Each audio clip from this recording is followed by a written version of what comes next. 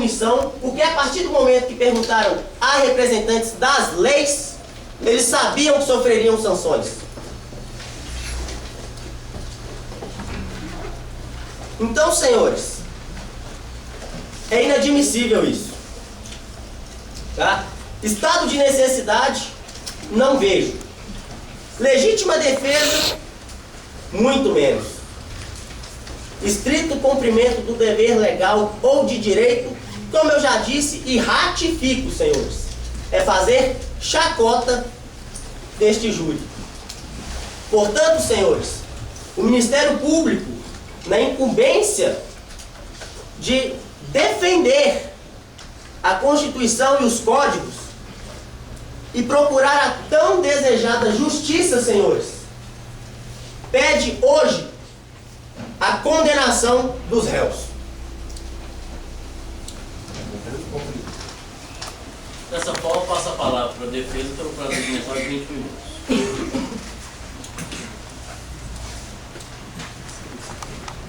Excelentíssimo senhor doutor juiz, senhores membros do Conselho de Sentença, prezados colegas da maioria da organização, senhores acusados, senhoras e senhores que nos honram com a sua presença, bom dia a todos. Meu nome é Marçal, eu represento a defesa dos acusados do caso Roger Whitmore. Acredito que nos próximos minutos, com tranquilidade, com segurança, sob os auspícios da nossa consciência, teremos aqui a oportunidade de aplicar a verdadeira justiça. Não como meio de vingança, mas como instrumento de paz social. Sabemos que esse caso despertou grande comoção pública e isso aumenta a nossa responsabilidade. Recorreremos então à sua capacidade de julgar, de apreciar com autonomia, com serenidade, com equidade a lei e os fatos relativos a esse caso. Para isso, não podemos nos ater simplesmente ao positivismo da lei. Vivemos tempos de quebra de paradigmas, onde a letra fria da lei, a letra fria do ordenamento jurídico, não deve ser soberana por si só, mas ela deve ser interpretada num contexto de justiça, tendo na equidade o seu valor maior. Isso não significa ignorar ou descumprir as leis. Pelo contrário, são as mesmas leis utilizadas, invocadas pela promotoria, que mostrarão que estes homens não cometeram crime que lhes é imputado. Também não podemos limitar-nos aos fatos unicamente como constam os autos. É possível vê-los, sim, sem fantasiar e sem inventar nada, ao contrário do que a acusação acaba de fazer. Mas para isso, é preciso despir-se do ranço, da vingança e do ódio destilados aqui ainda há pouco. É preciso sensibilidade para captar o fator humano, aquele que determinou o comportamento de todos os envolvidos nessa tragédia. O mesmo fator humano que a acusação explora para bradar por vingança e querer ainda mais sangue.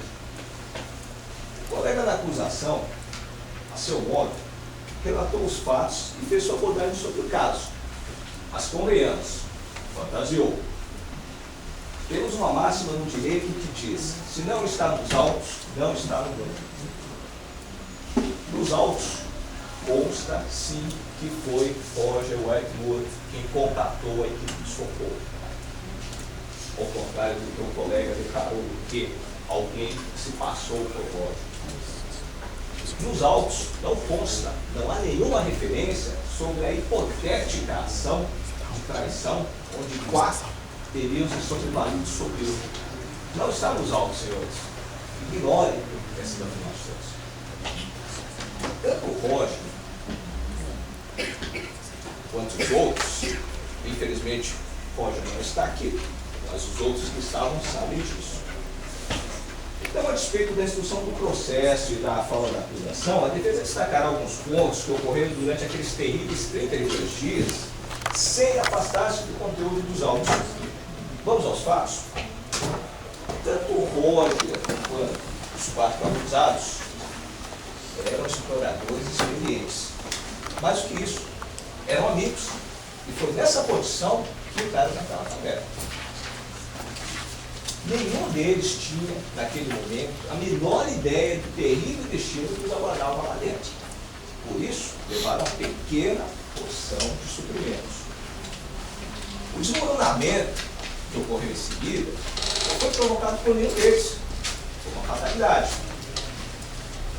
Todos aguardaram por extenuantes 20 dias sem nenhum tipo de contato com o mundo exterior, com sua família, com seus amigos, e nem com a equipe de socorro.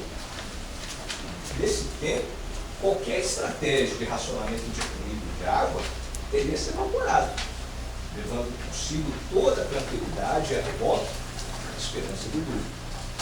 Quando conseguiram contato pelo rádio, Roger e seus amigos foram informados pelos engenheiros, os responsáveis por seu salvamento, de que o resgate demoraria pelo menos mais 10 dias. Isso se não houvesse novos imprevistos. Observe que neste momento, Roger e seus amigos preocuparam-se primeiro com a possibilidade de sobrevivência sem comida. Indagaram os seus salvadores e receberam a resposta. A possibilidade seria escassa. Eu disse, seria escassa. Depois de 20 dias presos no local escuro, quase sem ventilação, extenuados, desesperados, famintos, sedentos, recebem essa notícia dos seus próprios salvadores. Em seguida, ocorreu uma angustiante pausa de 8 horas, quando restabelecido o contato, o Roger consultou, em nome de todos, um médico, pedindo seu parecer sobre a chance de sobrevivência através da alimentação de carne humana, até que ocorresse o resgate. Como a resposta foi afirmativa, ele tentou discutir qual a melhor maneira de viabilizar essa possibilidade.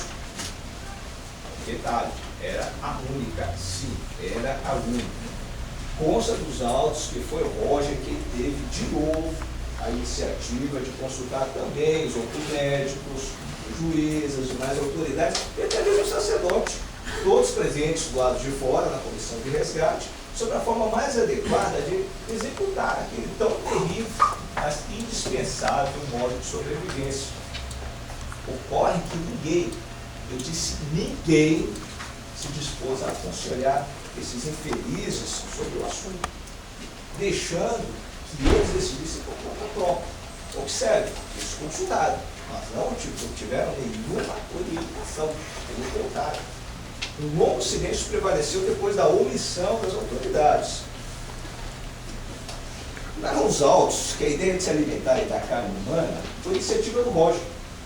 Também narram os autos o modo sobre como a escolha de quem seria sacrificado foi ideia do próprio Roger, quando ele sugeriu o uso de alguns dados que trazia consigo. Detalhes, senhores, naquela conjuntura, a utilização dos dados era o que havia de mais plausível. Que outra opção poderia ser utilizada? Narram ainda os autos que a repulsa ao consumo de carne humana, manifestada por esses acusados, foi superada através da persuasão do próprio Roger. Como veio, a liderança do Roger, aliada à conjuntura de desespero, de cansaço, fome e sede, foi determinante para a formação de um pacto em prol da sobrevivência do grupo, evidenciando aquele ato como única opção de sobrevivência. O fio de esperança ao qual todos se agarraram graças ao convencimento efetuado pelo Roger. Selado o pacto proposto pelo próprio Roger, estabelecida a chance de sobrevivência, reacesas as esperanças, Roger hesitou em cumprir o pacto. Isso é fato. Mas naquele ambiente desesperador, o grupo decidiu que todos obedeceriam ao pacto estabelecido. Lançariam os dados para escolher